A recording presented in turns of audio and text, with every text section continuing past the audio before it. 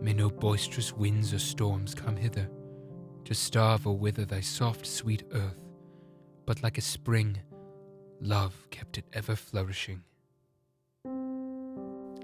She appeared like some tender plant of the garden, blooming accidentally amid the harder natives of the fields, and had fostered a natural grace and delicacy of character. She had been the beauty and the pride of the village. The village was one of those sequestered spots whose picturesque situation would often attract the notice of a casual visitor. Among these was a young officer.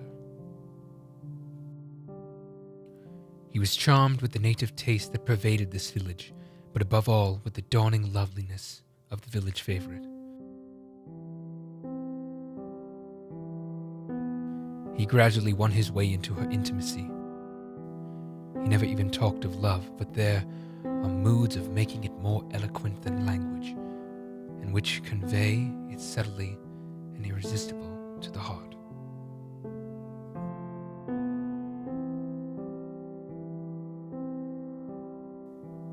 He taught her to see new beauties in nature. He talked in the language of polite and cultivated life, and breathed into her the witcheries of romance and poetry. He became really in love.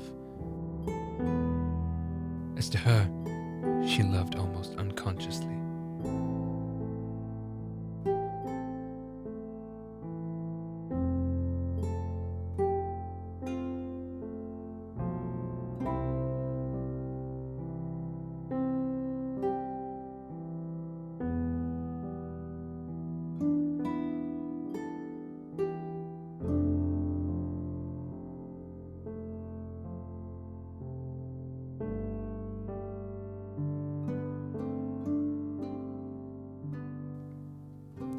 The sudden arrival of orders for the regiment to the continent completed the confusion of his mind.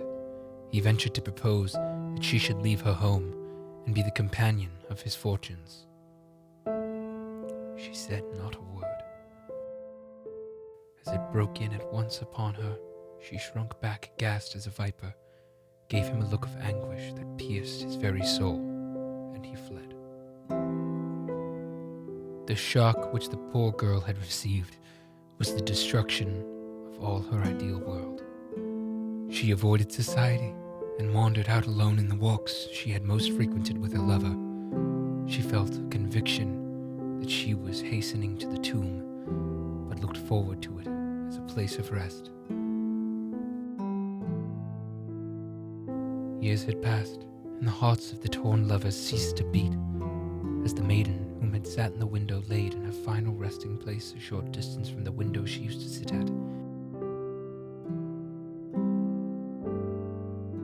It has been seen, on more than one occasion, the figure of a man whom wandered only in the graveyard to the spot where the maiden had been lain to rest.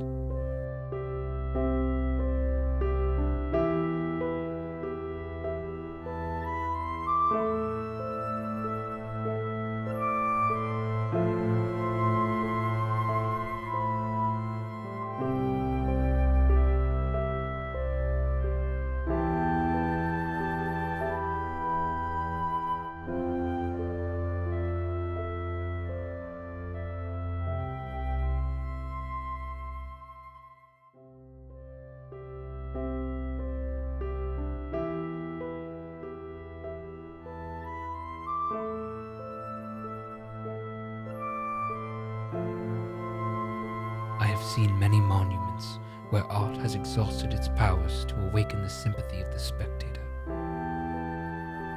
But I have met with none that spoke more touchingly to my heart than this simple but delicate memento of departed innocence.